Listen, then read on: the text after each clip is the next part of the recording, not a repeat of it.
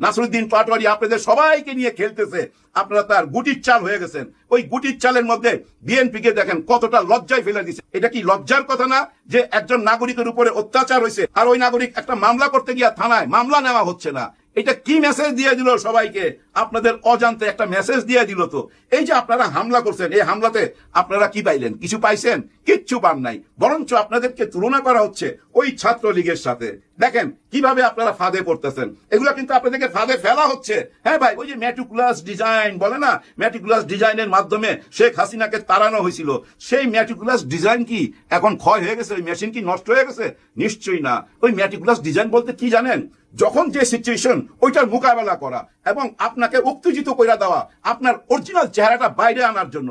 যার জন্য দেখেন নাসিরউদ্দিন পাটোয়ারি প্রধানমন্ত্রী থেকে আরম্ভ করে স্বরাষ্ট্রমন্ত্রী উনাকে নিয়েও তো কথা বলছে না সালাউদ্দিন সাহেবের কথা, যে উনি শিলং থেকে আসছে, উনি দেশ চালাতে পারতেছে না, আইন কানুন ভালো না, উনাকে লাল চুড়ি পরাই দিতে হবে। বলছে তো ভাই। কেন বলছে? কারণ ও নিজেকে ভিলেন বানাইতে চায়, রাজনীতির ভিলেন। এখন যদি আপনি ওর মুখ বন্ধ করার চেষ্টা করেন বা ওকে উঠায় নিয়ে আসেন, যেমন শুনছি ওর নামে একটা মামলাও দেওয়া হয়েছে, এতে ওর কোনো ক্ষতি হবে না, বরঞ্চ আরো উপরের দিকে উঠবে। কারণ কি জানেন? ও তো এইটাই চাইতেছে, রাজনীতির ভিলেন হইতে চাইতেছে। আপনারা জোর করে ওরে হিরো বানায় দিতে চাইতেছেন এবং অলরেডি ও হিরো হয়ে গেছে। ও কি চাইতেছে? সরকারের অরিজিনাল চেহারাটা বাইরো।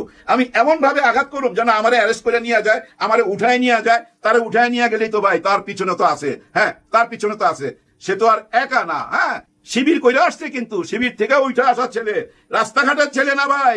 বহু আগে এই ভারতের আধিপত্যের বিরুদ্ধে জবান করছে, রাজুতে দাঁড়ায় ছিল, একা দাঁড়ায় ছিল, ওইখানে অনশন করছে, রাজনীতি করতে করতে আসছে। আপনাদেরকে খালি টোকা দিয়ে দিয়ে ছাইরা দেয় আর আপনাদের অরিজিনাল চেহারা বাইর হয়। দেখেন, আর যে ফাঁদের মধ্যে আপনারা অলরেডি পা ঢুকাই দিচ্ছেন, হ্যাঁ ভাই অনেকেই পা ঢুকাই দিছে ওই ফাঁদের মধ্যে।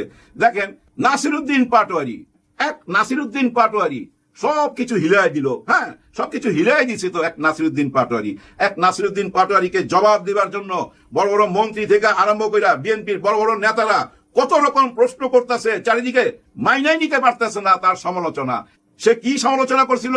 নাসিরউদ্দিন পাটোয়ারি মাননীয় প্রধানমন্ত্রীর দিকে ইঙ্গিত করে বলছিল, ওই যে সিলেট গেছিল তখন বৃষ্টি হয়েছিল, ছাতা ধরছে, বইয়ের হাত ধরা ছিল, ওইটা নিয়ে বলছে যে বৃষ্টি বিলাসে আছে আমাদের প্রধানমন্ত্রী, আর এদিকে হামে বাচ্চারা মারা যাইতেছে, এরকম একটা কথা বলছে।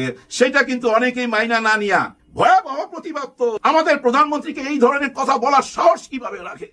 দেখেন, একটু আগে বললাম ট্রাম্পকে যখন মহিষের সাথে তুলনা করলো, সে কিন্তু ওই মহিষের চেহারা দেখে হাইসা দিছে, বলছে হেয়ার স্টাইল আমার মতো, হুবহুব আমার মতো।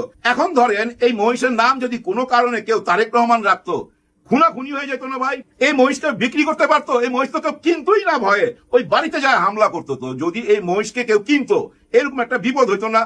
এটা মাইনা নিতে হবে। ডোনাল্ড ট্রাম্পের মতো মানুষ যদি মাইনা নেয়, আমেরিকার প্রেসিডেন্ট ভাই উনি যদি মাইনা নেয়, আমাদের মাইনা নিতে অসুবিধা কি?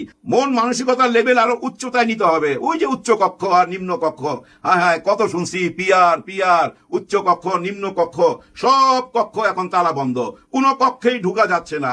আইন কানুনের কি অবস্থা একটা তুলনা করলেই বুঝতে পারবেন। কোথায়? স্বরাষ্ট্রমন্ত্রীর দেশে কক্সবাজারে আদালত প্রাঙ্গণে ওইখান থেকে একজন আসামিকে ছিনিয়ে নিয়ে যাইতেছে, পুরাই সিনেমার স্টাইল। গুলি করতে করতে একজন আসামিকে ছিনায়া একটা সাদা গাড়িতে ঢুকায়া নিয়ে চলে গেল তো ভাই আদালত প্রাঙ্গণ থেকে। আর আদালত প্রাঙ্গণে তো পুলিশ থাকেই, তাদের সামনে থেকে নিয়ে চলে গেল। পুলিশের কথা যখন মনে আসলো তখন বলতে ইচ্ছা করতেছে, এই যে ঝিনাইদহের মধ্যে নাসিরউদ্দিন পাটোয়ারির উপরে আক্রমণ হইলো, সে যখন মামলা দিতে গেল, সে মামলা নিচ্ছে না, কার জানি হুকুম নিতে চাচ্ছে, বারবার ফোন করতেছে। আপনার আইনের বইতে তো সেইটা লেখা নাই যে উপরে কারো ফোন করে অনুমতি নিতে হবে, নিশ্চয়ই নাই। যার জন্য দেখেন কোনো সংস্কারই হয় নাই, ওই আগের অবস্থায় রয়ে গেছে, আগের সিস্টেমের মধ্যেই রয়ে গেছে। এইটা কোনো কথা? কিন্তু পাটোয়ারি কেমন জিনিস সেটা তো আপনারা জানেন। একটু আগে বললাম না, একাই হিলাই দিছে, একা এমন একটা অবস্থা করছে কেউ তারে মাইনা নিতে পারতেছে না। ভাই দেখেন, ও তো নিজেকে নিজে ভিলেন ভাবে, হ্যাঁ ও তো রাজনীতির ভিলেন হইতে চায়। আপনারা জোর করে তারা হিরো বানায় ফেলাইছেন তো এখন, হ্যাঁ এই মুহূর্তে কিন্তু সে হিরো, চারিদিকে তার নাম ছড়ায় গেছে। ওই থানার মধ্যে 8 ঘন্টা বৈশা ছিল। কেন? মামলা নিতে হবে। 8 ঘন্টা বৈশা থেকে ওইখান থেকে বাইরে এসে বলতেছে সকাল থেকে এই পর্যন্ত কিছু খাই নাই। কেন? আমার জন্য না, এটা আমার জন্য না, জনগণের জন্য এই কাজটা আমি করছি। জনগণ যেন ন্যায় বিচার পায়, এই থানাতে আইসা সেটা প্রতিষ্ঠিত করার জন্য এই 8 ঘন্টা বৈশা ছিলাম। ব্যাপারটা কোন দিকে ঘুরাই দিল দেখছেন? রাজনীতি জানে বলেই তো ভাই দেখেন ওই ঢাকা ৮ আসন থেকে সে আলোচনায় কিভাবে মির্জা আব্বাস সাহেব ওনার কথা নিতে না পাইলা অসুস্থ হয়ে পড়লো, কিন্তু নিতে শিখতে হবে। কারণ কি জানেন, বর্তমানে রাজনীতি তো চেঞ্জ হয়েছে, রূপ বদলাইছে তো ভাই। শক্তি কোনোদিন রুইখা দাঁড়ানো যায় না, শক্তি তার রূপ বদলায়, এদিক দিয়া নাহলে ওদিক দিয়া, একদিক দিয়া সামনে যাবেই, যেটা করতেছে এই নাসিরউদ্দিন পাটোয়ারি আপনাদের সবাইকে নিয়ে খেলতেছে। আপনারা তার গুটির চাল হয়ে গেছেন। ওই গুটির চালের মধ্যে বিএনপিকে দেখেন কতটা লজ্জায় ফেলে দিছে। এটা কি লজ্জার কথা না যে একজন নাগরিকের উপরে অত্যাচার হয়েছে আর ওই নাগরিক একটা মামলা করতে গিয়া থানায় মামলা নেওয়া হচ্ছে না? এটা কি মেসেজ দিয়ে দিল সবাইকে? আপনাদের অজান্তে একটা মেসেজ দিয়ে দিল। তো এই যে আপনারা হামলা করছেন, এই হামলাতে আপনারা কি পাইলেন? কিছু পাইছেন? কিচ্ছু পান নাই, বরঞ্চ আপনাদেরকে তুলনা করা হচ্ছে ওই ছাত্রলীগের সাথে।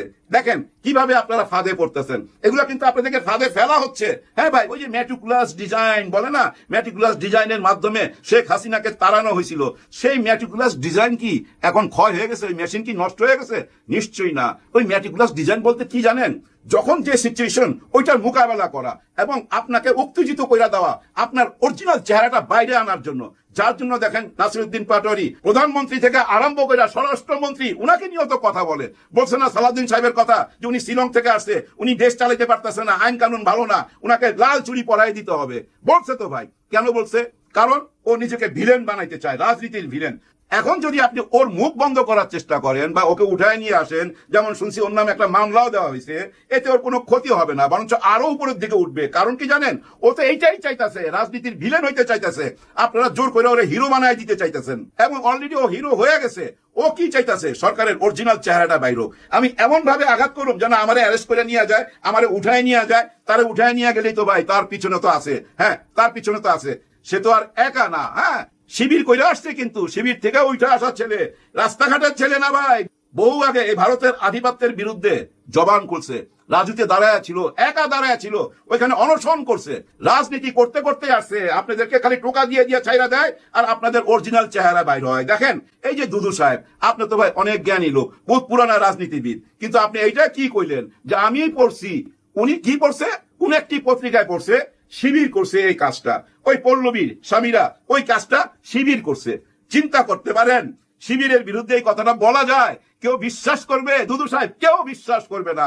আপনি গলার মধ্যে বুঝছেন 7টা সাপও যদি পেঁচায় এসে বলেন দেখেন আমি সত্যি কথা বলতেছি, তারপরেও কেউ বিশ্বাস করবে না। কেন আপনি এই কথাটা বলতে গেলেন? এই কথাটা বইলা আপনি নিজের দলকে পচাইলেন। তো আপনার দলকে মানুষ এখন খারাপ ভাবে নিবে, ভাববে এদের চিন্তা ভাবনা খুবই নোংরা। আপনি এটা বলতে পারেন না। তো কোনো তদন্ত না, কোনো কিছু না, কেউ বললো না। কোন পত্রিকায় আপনি পড়ছেন যে শিবির এই কাজ করছে? এইভাবে কথা বইলা নিজের দলকে ছোট করতেছেন। আপনি আরো কি বলছেন? বর্তমানে যা কিছু হইতাছে বুঝছেন, ওই শিশু নির্যাতন থেকে আরম্ভ করে খুন খারাপি, এগুলা নাকি জামাত ইসলাম করতেছে, স্বাধীনতার বিরোধীরা এগুলা করতেছে। এগুলা কোনো কথা? এইসব কথা বললেন না। ওই যে দেখেন একজন রাশেদ খান মেনন, আরে না মেনন না, রাশেদ খান, ও কি বলতেছে? ও যে ভাষায় কথা বলে ওই ভাষা কি নাসিরউদ্দিন পাটোয়ারি কথা বলছে? একটা ভিডিও ক্লিপ দেখাইতে পারবেন না। এই লোকটা কুকুরের সাথে তুলনা করতেছে, এই লোকটা মাদকের সাথে তুলনা করতেছে, বলতেছে নেশা করে। 24 ঘন্টাই নাকি নাসিরউদ্দিন পাটোয়ারি নেশার মধ্যে থাকে, সে বলতেছে। এবং তার একটাই কথা, কিভাবে এই জামাত ইসলামকে পচানো যায়, শিবিরকে পচানো যায়, এনসিপি কে পচানো যায়, ওই একই জিনিস, কিন্তু নিজে যে একটা পচা মাল। কেন বুঝেন না? লিঙ্গ ছাড়া সিংহের গর্জন, কোনো লাভ নাই। আপনি তো লিঙ্গ ছাড়া সিংহের মতো গর্জন দিতেছেন, কারণ আপনি নিজের দলটাকে আপনি পানিতে ফেলাই দিছেন, নর্দমায় ফেলাই দিছেন, অন্য দলে চলে আসছেন। তার মানে আপনি বিক্রি হয়েছেন, এটা বলাই যাইতে পারে। নাইলে আপনি নিজের দলটাকে কেন বিসর্জন দিলেন? এটা একটা প্রতারণা তো ভাই। তার মানে আপনার নসিব খারাপ, দল চেঞ্জ করেও আপনি এমপি হইতে পারেন নাই, কোনোদিন হইতেও পারবেন না। কারণ কি জানেন? আপনাকে মানুষ চিনা ফেলছে। কিছুদিন আগের ভিডিওগুলা দেখেন, তার আগের ভিডিওগুলা দেখেন, বর্তমানের ভিডিওগুলা দেখেন, বারবার পল্টি খাইতেছে, ওই জাহেদ খানের মতো বারবার ডিগবাজি খাইতেছে। আর এই ডিগবাজিওয়ালা লোকদেরকে মানুষ পছন্দ করে না। যেমন ওই যে আরেকজনকে, ওই যে আম বিক্রি করে আম, এদের কথাবার্তা এমন পচা, এমন দুর্গন্ধময়, এদের কথা থেকে পচা ইলিশের গন্ধ পাওয়া যায়। হ্যাঁ ভাই, এদের সামনে দিয়ে হাইটা দেখেন, পচা ইলিশের গন্ধ পাবেন। এইসব পচা মালগুলা যদি আপনারা না সামলান, আপনাদের দলের ক্ষতি হয়ে যাবে, বিরাট বড় ক্ষতি হয়ে যাবে। এই যে আমি টাইটেল দিছি বিএনপি কে ফাঁদে ফেলতে চাইতেছে। কে ফাঁদে ফেলতে চাইতেছে? এরাই ফাঁদে ফেলতে চাইতেছে। আরো কি বুঝাইবো জানেন? এই ভবিষ্যতে আরো কি বুঝাবে? এই এনসিপির এরা সব হলো বাটপার, দেশের টাকা পয়সা মারছে।